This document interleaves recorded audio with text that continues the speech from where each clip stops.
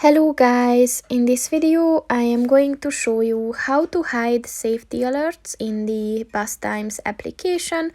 But first I just want to mention, don't forget to subscribe to my channel, because at 10,000 subscribers I am going to show you my whole YouTube revenue statistics and growth strategy, as well as how to make money online.